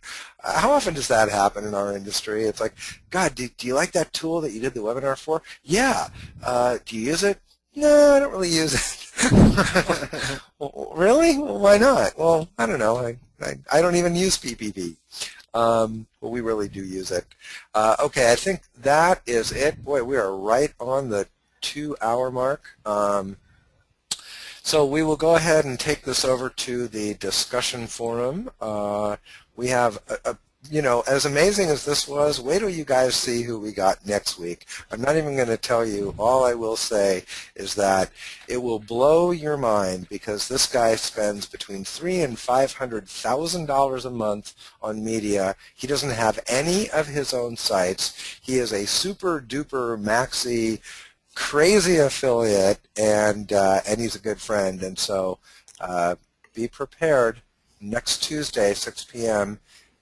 Pacific time, we're going to have another just crazy session.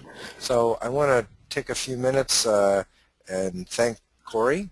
I love the example, love that you put that campaign together for us, really nice. David, thank you so much for coming on and sharing your insights. Adam, thought that was great stuff. I mean, I hadn't even seen that in action. It was really nice to see you kind of riff off of that. Tim, thanks for recording it and making everything rocking and rolling. And we will see you guys online and next Tuesday.